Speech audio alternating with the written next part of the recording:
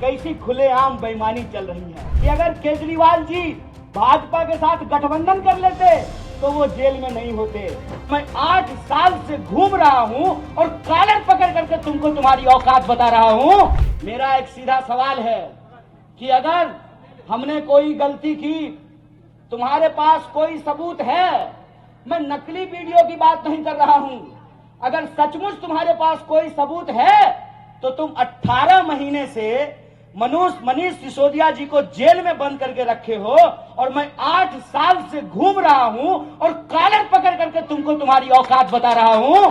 क्यों? क्योंकि हम सच के साथ खड़े हैं, हम सच के साथ खड़े हैं।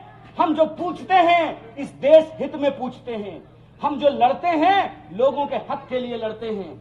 हमने लोगों का नमक खाया है, इसलिए हम नमक की अदायगी कर रहे हैं और उसी नमक की अदायगी करने के लिए मैं आपके बीच में आया हूं। कांग्रेस पार्टी ने और इंडिया अलायंस ने मुझे उत्तर पूर्वी दिल्ली का प्रत्याशी बनाया है, लेकिन मैं आपसे कहता हूं कि एक व्यक्ति को एमपी बनाने का चुनाव नहीं है, एक पार्टी की सरकार बनाने का चुनाव नहीं है, किसी एक व्यक्ति को प्रधानमंत्री बनाने का चुनाव नहीं है। ये चुनाव इस बात का फैसला करने के लिए है कि इस देश में लोकतंत्र रहेगा कि नहीं रहेगा। यह चुनाव इस बात का फैसला करने के लिए है कि इस देश में संविधान रहेगा कि नहीं रहेगा। कैसी खुलेआम बेईमानी चल रही है। जिन लोगों पर ये आरोप लगाते हैं वो व्यक्ति अगर इनकी पार्टी ज्वाइन कर ले तो सारा आरोप धुल जाता है। मैं कहता हूं कि अगर केजरीवाल जी भाजपा के साथ गठबंधन कर लेते तो वो जेल में नहीं होते। अगर मनीष सिसोदिया जी भाजपा के साथ गठबंधन कर लेते तो वो जेल में नहीं होते। यह जो हमारी आंखों के सामने हो रहा है, इसका फैसला हम लोगों को करना पड़ेगा और हमको ये समझना पड़ेगा कि हम अपने कर्म से ही, गीता में यही लिखा हुआ है ना कि कर्म करो फल की चिंता मत करो। हमको अपने कर्म से ही अपने काम को सार्थक करना पड़ेगा। और इस एरिया में जो रहने वाले लोग हैं, जो 24 लाख वोटर हैं, उनको ये फैसला करना पड़ेगा कि वो बदलाव चाहते हैं कि नहीं चाहते हैं। अगर आप बदलाव चाहते हैं तो एक बदलाव के विकल्प के रूप में हम आपके सामने खड़े हैं। आपका अपना मुंह इसलिए गंदा हो जाएगा कि हम विपक्ष में हैं, सवाल पूछना हमारा काम है। आप सरकार में हैं और आप 10 साल से सरकार में हैं, जवाब देना आपका काम है, सवाल पूछना आपका काम नहीं है। आप सवाल पूछ रहे हैं, आप जवाब दीजिए। जवाब दीजिए कि आप आकर के चुनाव के वक्त में हाथ जोड़ करके कह रहे हैं कि 4 महीना का और वक्त दे दो। क्या 4 महीना का टाइम मांग रहे हैं ना? गनीमत है कि 4 महीना मांगा है, क्या पता 9 महीना मांग लेते कि वो जो बच्चा गोद में है वो बच्चा चलने लगता, विकास नाम का बच्चा।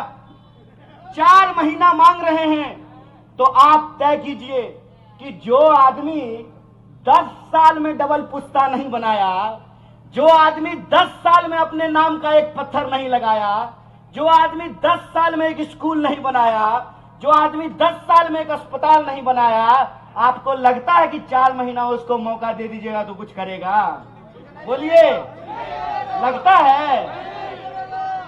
तो फिर से गुमराह होंगे हम लोग, फिर से गुमराह करने की कोशिश करेंगे कोई।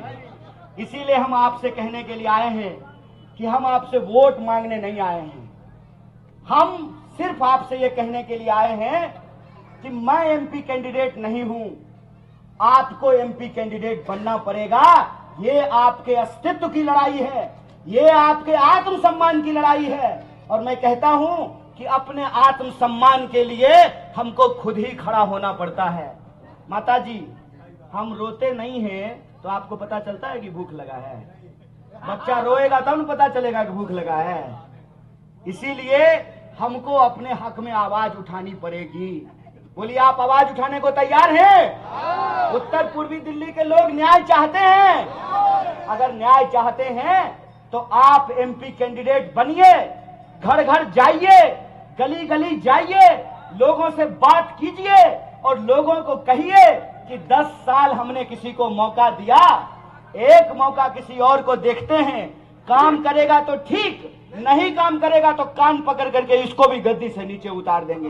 बोलिए ठीक बात कि नहीं ठीक बात? और अगर आप इसके लिए तैयार हैं तो एक बात मैं कहना चाहता हूं, जो नौजवान यहां पे सुन रहा है, सुन लो मेरे भाई, अगर आपके पास डिप्लोमा है और हमारी सरकार बनी तो हम 1 लाख की पहली नौकरी की गारंटी करते हैं। जो हमारी महिलाएं सुन रही हैं, सुन लीजिए माताएं बहनें, अगर हमारी सरकार बनी तो महालक्ष्मी योजना के तहत हर महीने आपको 1,000 रुपया ऑलरेडी दिल्ली सरकार देता है ना, हर महीने 1,500 देता है, 1,000 हम 8,500 रुपया जो है आपको देने का काम करेंगे। अगर हमारी सरकार बनी तो जो नौजवान है, जो विद्यार्थी पढ़ता है, सुनो मेरी भाई, अगर इस देश में बड़े पूंजीपतियों का कर्जा माफ हो सकता है, इन्होंने अपने दोस्त का, बड़े पूंजीपतियों का, बड़े धन्ना सेठों का 16 लाख करोड़ कर्जा माफ किया है। हम कहते हैं कि अगर इस देश में बड़े धन्ना सेठों का कर्जा माफ हो सकता है तो आपको किसानों का कर्जा भी माफ करना पड़ेगा, आपको विद्यार्थियों का कर्जा भी माफ करना पड़ेगा। जो विद्यार्थी लोन लेकर के पढ़ाई किया है उस तमाम लोन को हम जीरो करेंगे, उसका कर्जा माफ करेंगे।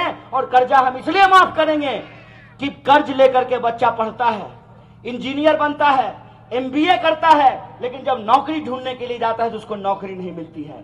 तो हम विद्यार्थियों का कर्जा माफ करेंगे, तो हम नारी न्याय करेंगे, युवा न्याय करेंगे, किसान न्याय करेंगे, विद्यार्थियों का साथ न्याय करेंगे। और इस देश के अंदर रहने वाले जो 140 करोड़ लोग हैं, यह देश हम सबका है। यह देश जितना धनवानों का है उतना ही गरीबों का है। और चप्पल पहनने वाला गरीब का एक बच्चा आपसे वादा करता है कि हम अपना हक लेकर के रहेंगे। आप हमारी आवाज को ताकत दीजिए, संसद में आपकी आवाज गूंजेगी, संसद में आपकी मांग गूंजेगी और आपके हक और अधिकार के लिए अपने खून के आखिरी बूंद तक संघर्ष करेंगे।